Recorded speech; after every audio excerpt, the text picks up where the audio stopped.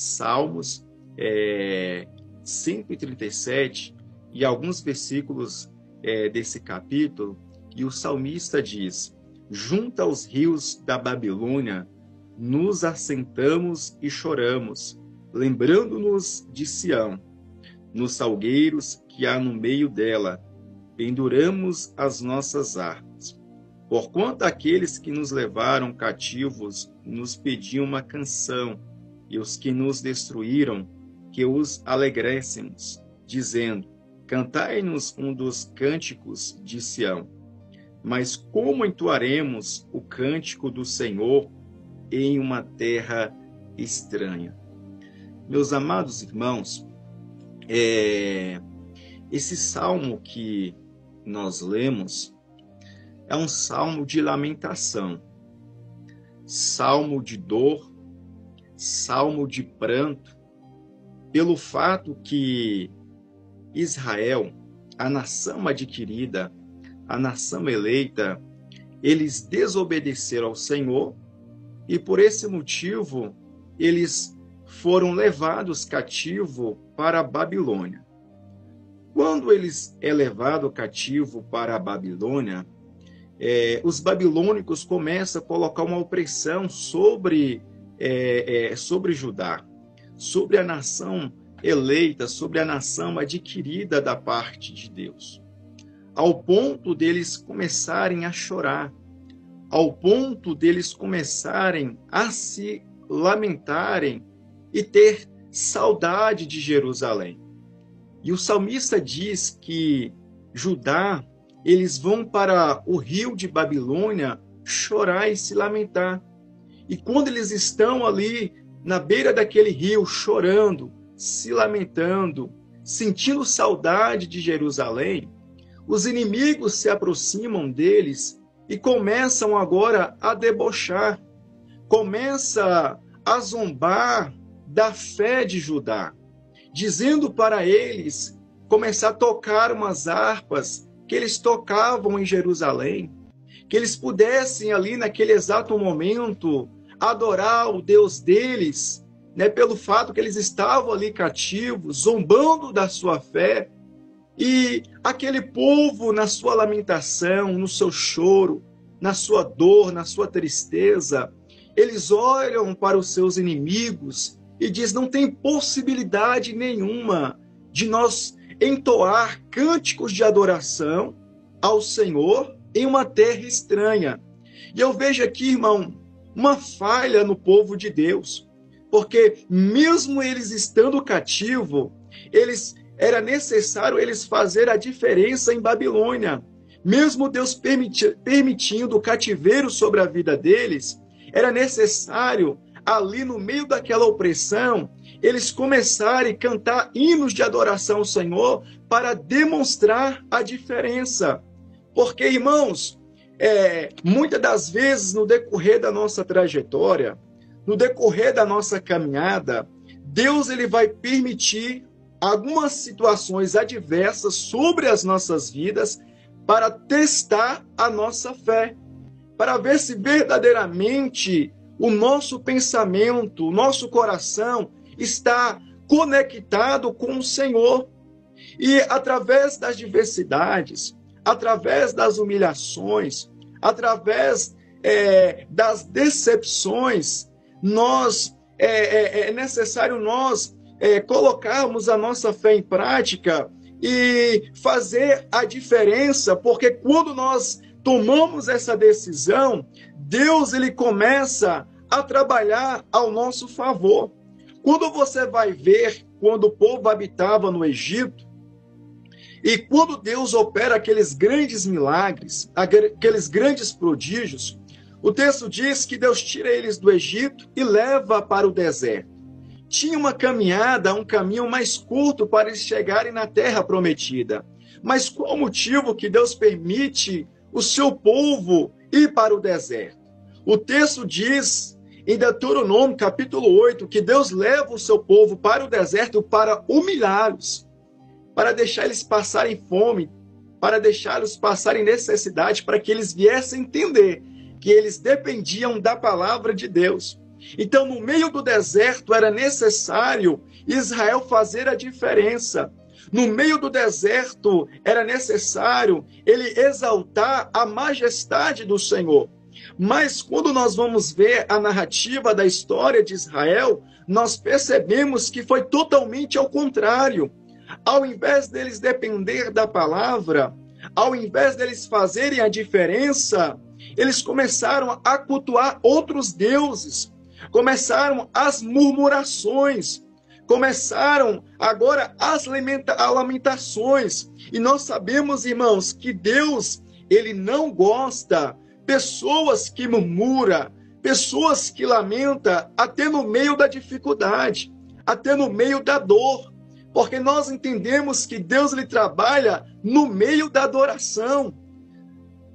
Quando nós vamos ler Atos capítulo 16, a partir do versículo 25, o texto vai narrar que Paulo e Silas passou por uma grande humilhação, por uma grande decepção. E eles vão parar dentro da prisão. E eles sabiam o segredo da sua vitória. Porque quando eles estão dentro da prisão, o texto vai dizer, no versículo 25 de Atos, capítulo 16, que eles começaram a cantar cânticos de adoração ao Senhor e perseveravam em oração. Então, quando eles começaram a orar ao Senhor e entoar o cântico de adoração ao Senhor, Deus começou a se movimentar sobre a vida de Paulo e Silas, ao ponto de Deus enviar um terremoto sobre dentro daquela prisão e Deus começar a fazer os prodígios sobre a vida daqueles homens, porque eles decidiram fazer a diferença no meio da humilhação e no meio da decepção. Mas quando nós olhamos para Judá, nós vemos que Judá, eles perderam o foco. Ao invés deles focar em Deus, até no meio do cativeiro, eles começam a lamentar, eles começam a questionar, eles começam a entristecer e dizer para os seus inimigos: como poderemos nós adorarmos ao nosso Deus em uma terra estranha? E é isso que o inimigo quer, irmãos. É isso que o diabo ele quer. Calar, trancar a nossa boca e paralisar a nossa fé. Porque quando ele começa a trabalhar sobre as nossas vidas, permitindo as lutas chegar, as decepções chegar, e nós paralisamos a nossa boca, paralisamos a nossa fé, ele começa, irmãos, a dar risada e a debochar da minha fé e da sua fé. Assim como os babilônicos começaram a debochar da fé de Judá, dizendo: canta, agora eu quero ver, adora, faz a diferença agora, vocês estão aqui cativos, presos, agora eu quero ver vocês entoar cânticos de adoração ao Senhor, quero ver vocês fazerem a diferença. Mas Deus, irmãos, ele é tão bondoso, Deus ele é tão misericordioso, que ele ama a sua nação, ele ama a nação adquirida, a nação eleita. Porque quando nós vamos ler a narrativa, nós vemos que Deus nunca abandonou o seu povo. Deus nunca desprezou o seu povo. Ainda que ele permitiu o seu povo passar pelo cativeiro, mas os seus olhos sempre estavam fitados sobre Judá. A sua graça estava sobre a sua nação adquirida. Porque no decorrer do tempo, nós percebemos que Israel, ele perde a esperança. Eles perdem a esperança de retornar novamente para Jerusalém. Eles perdem aquela alegria de viver. Por quê? Porque os anos vão passando e Deus ele não se manifesta sobre a sua nação. E eles vão perdendo a esperança. Eles vão perdendo o gosto de viver. Porque a luta, a opressão, a dificuldade faz isso sobre as nossas vidas. Porque muitas lutas, muitas dificuldades, muitas provações, nós perdemos a esperança, nós perdemos a alegria de viver, nós perdemos a fé de ter um novo recomeço. Por quê? Porque só luta, só provação, só dificuldade. Mas, irmãos, nós precisamos entender que Deus ele trabalha no meio da luta, no meio da provação e também no meio da dificuldade. Porque quando nós lemos a história de Jó, Deus permitiu o diabo tocar tudo daquilo que Jó tinha. Tocou nos seus bens financeiros, tocou nos seus familiares, tocou na sua saúde. E o tempo vai passando e os amigos de Jó, ao invés de exaltar a grandeza do Senhor, eles começam agora a questionar a Jó, começam a culpar Jó por ter pecado, por ter errado, por ter falhado, e mal sabia eles que era permissão do Senhor aquele trabalhar. Mal sabia eles que aquela provação e aquela dificuldade era Deus trabalhando sobre a vida de Jó. Ao ponto, quando Deus se manifesta sobre a vida de Jó, ele vai dizer: ó Senhor, eu só conheci o Senhor de falar, mas eu agora não conheço o Senhor só de falar não, porque eu já tive essa experiência contigo. Então o cativeiro, a luta, a provação, irmãos, não é para nos matar, não. É para que nós podemos ter uma experiência particular com Deus. Mas quando a dificuldade vem, nós não usamos o discernimento de Deus para entender que é o trabalhar de Deus sobre as nossas vidas. Aí vem a opressão, o diabo, e começa agora a zombar da nossa cara. Começa a enviar os seus filhos para zombar da nossa fé, e nós não entendemos que Deus está no negócio. Nós não entendemos que Deus está trabalhando sobre as nossas vidas. E que se nós não usar o discernimento de Deus, irmãos, sabe o que acontece? Nós fazemos que nem Judá. Não tem como nós adorarmos mais. Não tem como mais nós entoar cânticos de adoração ao nosso Senhor. Olha o que eu estou passando. Olha a dor, olha o sofrimento, olha a lamentação. Não tem como. E o diabo, ele quer trancar, o diabo, ele quer paralisar. E do decorrer da caminhada, por causa do sofrimento, por causa da lamentação, por causa da dor, eles perdem a esperança e perdem os dias melhores sobre a sua vida. Mas Deus é tão misericordioso. Deus, ele é tão bondoso, porque enquanto os inimigos estão debochando, zombando da cara de Judá, aí Deus fala assim: eu vou levantar um profeta por nome Ezequiel para fazer a diferença. Eu vou levantar o profeta Ezequiel para trazer uma palavra de renovo para o meu povo, porque os inimigos estão zombando da sua fé, os inimigos estão debochando da sua fé, os inimigos estão debochando do Deus a qual eles servem. Então vai ser necessário levantar o profeta Ezequiel para trazer esperança, para trazer vida para este povo. Ainda que eles perderam a esperança, ainda que eles perderam a vida, ainda que eles perderam a fé, mas eu sou Deus de misericórdia, um Deus de bondade. Eu vou levantar um profeta para fazer a diferença. Aí quando nós lemos o profeta Ezequiel capítulo 37, aí Deus começa a se manifestar: e a mão do Senhor estava sobre mim. A primeira lição que nós tiramos a respeito da experiência do profeta Ezequiel é o seguinte: para ele vivenciar aquela experiência sobrenatural com Deus, foi necessário a mão do Senhor estar sobre ele. Foi necessário o Senhor estar sobre o profeta. Para ele vivenciar aquela visão sobrenatural, de ele ser levado àquele vale de ossos secos, foi necessário o Senhor estar com ele. Foi necessário a mão do Senhor estar sobre a vida do profeta Ezequiel. E quando ele é levado àquele vale de ossos secos, Deus, ele faz ele andar sobre aquele vale.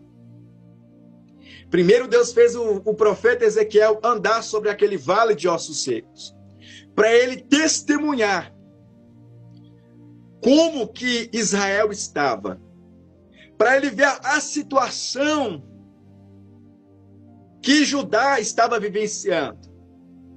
Um vale de ossos sequíssimos, sem esperança, sem vida. É como se Deus dissesse para o profeta Ezequiel da seguinte forma: ó Ezequiel, você está vendo esse vale de ossos secos aí? Isso aí simboliza a casa de Israel. Eles estão vivendo uma vida sem vida e sem esperança. Eles não têm mais fé. estão todos desanimados por causa da provação. O coração deles, Ezequiel, está como um coração de pedra. Eles não têm fé mais para retornar novamente para Jerusalém. Assim como esse vale de ossos secos. Aí, irmão, Deus, ele é tão fiel, tão misericordioso. Os irmãos estão me ouvindo? Porque a luz aqui em casa foi embora, a energia aqui da cidade foi embora. Por isso que eu estou perguntando. Aí, irmãos, o texto vai dizer que quando Ezequiel está sobre aquele vale de ossos secos, e Deus mostra a situação de Israel para Ezequiel, Deus faz uma pergunta para o profeta. Qual é a pergunta? Ezequiel, porventura poderão reviver esses ossos secos? Aí Ezequiel responde ao Senhor, tu sabes, Senhor, porque até o profeta que foi levado para aquele vale de ossos sequíssimos, vindo aquela situação, ele joga a responsabilidade novamente para Deus. Aí Deus fala assim, Ezequiel, agora profetiza sobre esse vale de ossos secos, começa a profetizar vida, começa a profetizar esperança, porque os inimigos estão debochando, Ezequiel, de Judá. Os inimigos estão debochando de Israel e eles estão sem vida e sem esperança. Mas eu vou entrar no meio deste negócio aí, Ezequiel. Eu vou mudar a situação deste povo. Eu vou mudar o clima. Eu vou trazer um reboliço sobre este povo. E eu vou trazer vida e vida com esperança sobre a vida deles, ainda que os inimigos estão debochando, zombando da fé deles. E eu quero profetizar sobre a tua vida nesta noite. Que neste vale, que neste cativeiro, vai ter misericórdia, vai ter bondade de Deus sobre a tua vida. Vai ter misericórdia de Deus. Ainda que o diabo olhe e fale assim, dessa forma, desse jeito, ele não sai. Eu vou tampar a boca dele para não adorar mais. Mas Deus, ele vai trazer um reboliço sobre a tua vida nesta noite. Deus, ele vai trazer esperança sobre o teu vale nesta noite. Assim como trouxe esperança, trouxe vida sobre o vale a qual Ezequiel foi levado. Aí, irmão, quando Ezequiel profetiza e aqueles ossos secos começam a ter um reboliço e começa a juntar ossos com seus ossos e se torna um exército diante a presença de Ezequiel, aí Deus dá mais uma ordenança para o profeta. Ezequiel, profetiza vida. Aí Ezequiel vai, obedece a palavra do Senhor, profetiza vida sobre aquele exército. E aquele exército começa a ter vida. Aquele exército começa a ter fôlego de vida diante a presença do profeta Ezequiel. Irmão, Deus é tão lindo que aí Deus dá o significado da visão para o profeta, dizendo, tá vendo esse vale de ossos secos? Você tá vendo esses sequíssimos que agora já não é mais, agora já é um exército com fôlego de vida? Isso simboliza a casa de Israel. Eu vou trazer, Ezequiel, eles novamente para Jerusalém. E em Jerusalém eles vão cantar cânticos de adoração ao meu nome. Em Jerusalém eles vão entoar adoração diante a minha presença. Porque eu sou fiel para velar pela minha palavra. Eu sou fiel para velar pela minha promessa. Ainda que seja impossível, mas Deus ele vai trazer o impossível tornar-se realidade sobre a vida de alguém sobre essa live. Ainda que aos teus olhos carnais você não está vendo o manifestar da presença do Senhor, mas eu quero profetizar sobre a tua vida, sobre este vale, sobre esse cativeiro, que Deus ele vai trazer vida e vida com esperança sobre a tua vida. Deus ele vai trazer um avivamento no meio do cativeiro, porque Deus se manifesta desta forma. Deus ele trabalha desta forma, é no meio do cativeiro que vem o avivamento, é que vem a esperança, é que vem vida. Não desista ainda, não desista de lutar, não desista de perseverar, continua nessa perseverança, continua nesta luta, porque Deus é contigo, Deus não te abandonou, Deus não te esqueceu, os olhos dele estão fitados em você, estão fitados em nós nesta noite. Então, em nome de Jesus, permaneça fiel ao Senhor, porque Deus ele vai manifestar a glória dele sobre a tua vida, da mesma forma que ele manifestou a glória dele sobre Israel, sobre Judá, e trouxe vida com esperança. Aí, irmãos, os inimigos de Deus, os inimigos de Israel, caiu tudo por terra, virou nada, porque Deus resolveu mudar o cativeiro de Israel. Deus ele faz assim na nossa vida, irmãos. Deus ele vira o nosso cativeiro. Aquilo que é opressão, aquilo que é desânimo, aquilo que é lamentação, aquilo que é dor, quando Deus ele resolve se manifestar, ele joga tudo por terra. Ele manifesta a sua glória sobre as nossas vidas. E o nome dele é glorificado, o nome dele é exaltado sobre nós. Louvado seja o nome do Senhor. Então que os irmãos possam ficar com essa palavra nesta noite, nesta madrugada. Haverá, em nome do Senhor Jesus Cristo, mudança no teu cativeiro. Haverá um reboliço no seu cativeiro nesta noite. Haverá o trabalhar de Deus, o manifestar de Deus sobre a tua vida nesta noite. Não desista. Deus ele vai trabalhar sobre a tua vida nesta campanha, a qual Deus colocou no coração da missionária. Deus ele vai manifestar a sua glória sobre a vida de vocês nesta noite. Continua, não desista. Não deixa que o diabo venha paralisar vocês, porque o diabo ele veio para isso, paralisar nós. Não deixa que o diabo venha paralisar vocês, mas continua perseverando, porque Deus ele vai trabalhar sobre a minha vida e Deus ele também vai trabalhar sobre a tua vida. No meio dessa zombaria vai ter cânticos de adoração que vai colocar nos seus lábios nesta noite. Assim como Deus colocou cântico de adoração na boca de Ana. Apesar das humilhações, apesar da opressão, apesar da dificuldade, quando ela resolveu confiar no Senhor Deus,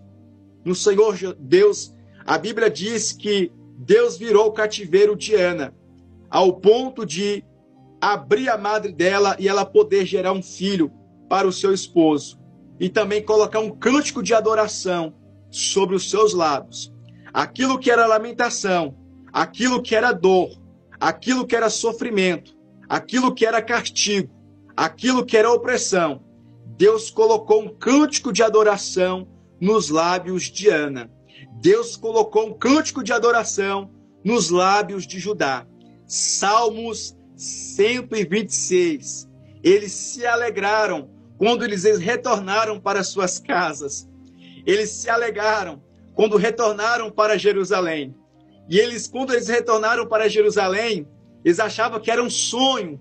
Eles achavam que estava sonhando. Então Deus ele faz isso sobre as nossas vidas. O diabo ele quer zombar da nossa fé. O diabo ele quer calar a nossa adoração. Mas eu vou profetizar nesta live que Deus ele vai colocar um cântico de adoração nos teus lábios nesta noite.